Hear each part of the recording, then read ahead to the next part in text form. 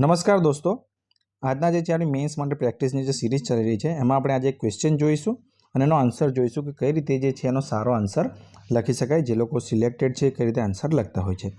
તો ક્વેશ્ચન સૌપ્રથમ જોઈએ ઇંગ્લિશમાં કે drone technology is very useful but it has some issues as well, explain the statement. ગુજરાતીમાં છે કે ડ્રોન ટેકનોલોજી ખૂબ ઉપયોગી છે પરંતુ અમુક પડકારો તેમાં રહેલા છે, વિધાન સમજાવો. તો આનો જે છે આપણે આન્સર જોઈશું. એ પહેલાં જે છે તમને કહી દઉં કે ટેલિગ્રામ ગ્રુપ છે આપણું જીપીએસસી ઇઝ ધ ફ્યુચર. તમે પ્રેક્ટિસ માટે જોડાઈ શકો છો. લિંક તમને ડિસ્ક્રિપ્શનમાં મળશે. મને કોન્ટેક્ટ કરવો હોય તો bhargav@gov.in ટેલિગ્રામ પર તમે કરી શકો છો. આપણો જે છે મંથલી 800 રૂપીઝમાં આપણી મેન્ટરશીપ ચાલે છે, જેમાં daily practice question, daily evolution, test series, જેમાં ઇંગ્લિશ અને ગુજરાતીની પ્રેક્ટિસ પણ તમારી થઈ જશે. તો 6 પેપરની તમારી પ્રેક્ટિસ થઈ જશે.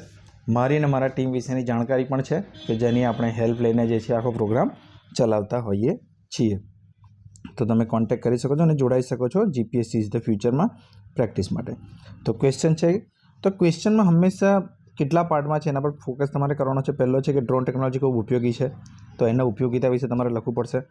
પરંતુ એમાં અમુક પડકારો પણ રહેલા છે, બરાબર, કે એને યુઝ કરવામાં કયા કયા પડકારો આવી શકે છે, તો એના વિશે જે તમારે લખવું પડે. તો ઇન્ટ્રોડક્શનમાં તમે શું લખી શકો? તો ડ્રોન વિશે એક નાની માહિતી તમે આપી શકો. ડ્રોન એ નાના હેલિકોપ્ટર જેવી ઉડતી વસ્તુ છે જેમાં સામાન્ય રીતે ઇન્ટરનેટ, જીપીએસ અને કેમેરાનો ઉપયોગ કરવામાં આવે છે. શોર્ટ અને સિમ્પલ.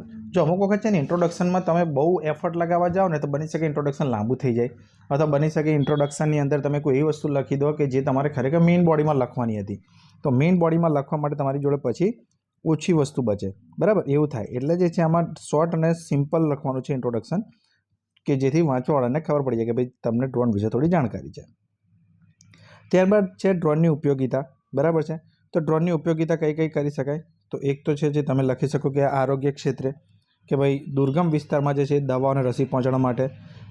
બીજું તમે પોઈન્ટ લખી શકો સુરક્ષા ક્ષેત્રે, કે ભાઈ હવાઈ સર્વેલન્સ તમારે કરવું હોય તો કામ લાગે છે. ત્રીજું જે છે તમે યુદ્ધના ક્ષેત્રનો લખી શકો કે હુમલો કરવા માટે ઉપયોગ કરવામાં આવે છે. એક્ઝામ્પલ આપી શકો તમે કે ઈરાન દ્વારા જે હાલમાં ઇઝરાયલ પર હુમલો કરવામાં આવ્યો હતો, બરાબર છે. તો ઈરાન દ્વારા જે હાલમાં હુમલો કરવામાં આવ્યો હતો, તો એક્ઝામ્પલ હંમેશા તમારે આપવાના. જે કરંટના એક્ઝામ્પલ હોય ને એ તમારે હંમેશા આપવાના. એનાથી જે છે એ તમે રિલેટ કરી શકશો અને એક્ઝામિનર પણ રિલેટ કરી શકશે કે હા ભાઈ બરાબર છે. ચોથી વસ્તુ ખેતી ક્ષેત્રે, તો કિસાન ડ્રોન જે ગવર્મેન્ટનો પ્રોગ્રામ છે એનો ઉલ્લેખ કરી શકો તમે. પાંચમો ડિઝાસ્ટર મેનેજમેન્ટ, કે ડિઝાસ્ટરની માહિતી મેળવવા અને બચાવ ક્ષેત્ર માટેનો ઉપયોગ થઈ શકે. ભાઈ કોઈ જગ્યાએ સુનામી આવી, કોઈ જગ્યાએ જે છે એ કદાચ જંગલમાં આગ લાગી તો એનો સર્વે કરવા માટે કેટલા એરિયામાં છે, કોઈ ફસાયેલું છે નથી ફસાયેલું, એના માટે ડ્રોનનો ઉપયોગ કરી શકાય. છઠ્ઠું વહીવટી ક્ષેત્ર પણ ઉપયોગ થઈ શકે છે, કેમ કે એક્ઝામ્પલ છે મનરેગા, કે મનરેગાનું કામકાજ થયું છે કે નહીં, બરાબર, એ ડ્રોનના માધ્યમથી જે છે એ જિલ્લા લેવલે બેસીને ચેક કરી શકાય છે કે ભાઈ ખરેખર આટલા ખાડા ખોદાયા છે, ખરેખર આટલા વસ્તુઓ બની છે, બરાબર. હવે ત્યારબાદ જે છે 6 વસ્તુ લખી દીધી, ઇનફ છે, કારણ કે આપણે પડકારો પણ લખવાના છે. તો પડકારો કઈ લખી શકીએ કે આતંકવાદીઓ જે છે તેનો ઉપયોગ કરી શકે છે. ડ્રોનનો ઉપયોગ એવું નથી કે ભાઈ સારા વ્યક્તિ જ કરશે, આતંકી હુમલા માટે પણ થઈ શકે છે. બીજી વસ્તુ છે કે ભાઈ ખર્ચાળ બહુ છે.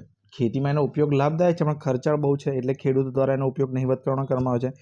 બીજું કે ડ્રોન ઓપરેટ કરવા માટે ટેકનિકલ નોલેજની બી જરૂર છે. તમને ખબર હોવી જોઈએ કે રીતે ઉડાડવાનું છે અને ટ્રેનિંગ લેવી પડે છે, બરાબર છે. તો એ એક હર્ડલ છે, એને સોલ્વ કરવું પડશે.